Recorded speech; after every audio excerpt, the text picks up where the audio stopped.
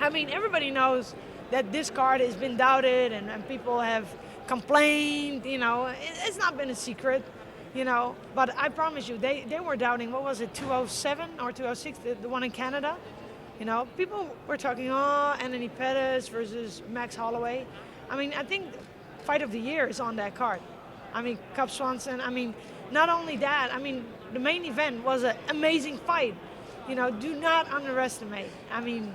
If you don't tune in, you're gonna miss out. It's not up to me to convince you. I know you're gonna miss out.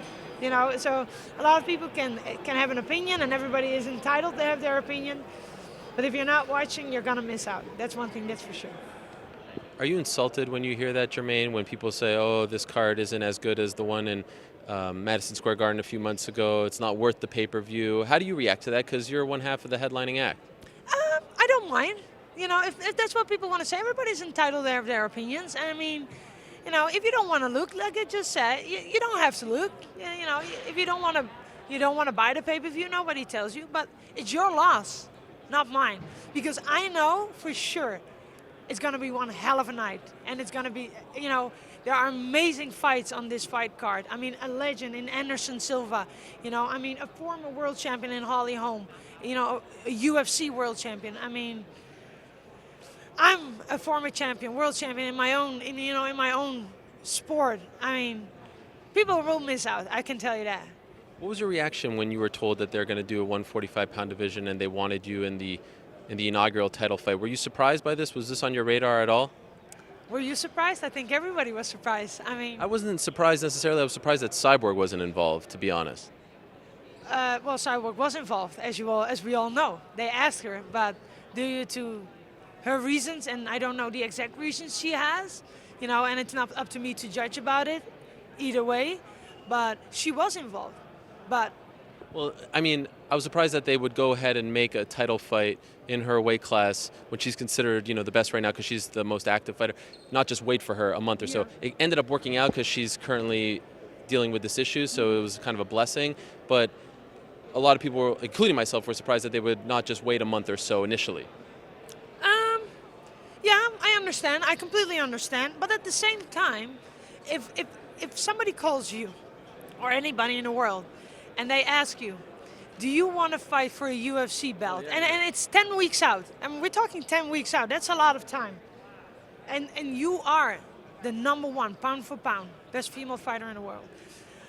If you ask me, I didn't think any second longer. My answer was yes, right away. If you get the opportunity to fight on the biggest stage in the world, in Brooklyn, headlining a UFC event, fighting for the featherweight title, and you have 10 weeks to prepare. I didn't have 10 weeks to prepare, but if you have 10 weeks to prepare and you say no, I understand, she had medical issues or whatever. I really don't know, but I'm sorry, I'm not going to say no. And I believe nobody would have said no. Given the fact that she turned it down and then what happened with USADA, do you feel like there was something strange going on there? Does it make sense to you now why she turned it down? It's not up to me to judge about that. It's not up to me to give a statement about that. It's Cyborg or Cris. She has to make a statement about it. She has to face USADA. She has to face her fans, and whatever it is, she probably has a good reason for it, or a good explanation. If that question needs to be answered, it's not up to me. I think she's the only one that can answer that question best. How do you feel about Holly right now after losing 2 in a row? She's never lost 2 in a row in her entire professional career as a boxer, MMA fighter. Do you feel like there are holes in her game? Do you feel like she's kind of, she peaked with the Ronda fight and now she's on her way down? I believe I will face the best Holly Holm Saturday. I believe that. And it's the same thing with a lot of people saying Ronda is done or should be done after 2 losses, I'm sorry. There are more fighters in this business that lose fights. This is MMA. We fight with 4-ounce gloves. If you get hit in the face, it hurts. You cannot take a punch with these gloves. It's not up to us to decide when somebody's done or when somebody peaked and somebody's dropping.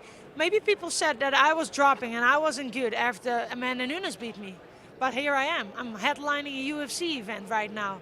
It's not up to us. It's up to a fighter. A fighter knows itself. I believe fully hearted I will face the best Holly Holm Saturday. Just curious, what do you think about the state of the featherweight division? I mean, the fact that the UFC hasn't signed any other featherweights. Even Dana White a couple of weeks ago said, I'm not really quite sure what to make of it right now. There's no Cyborg. Do you feel like they're fully invested in this division? Do you feel like you win the belt on Saturday, that you will then go on and defend it time after time? Or are you a little bit in the dark like we are as well? To be honest, I really haven't thought about it. Okay.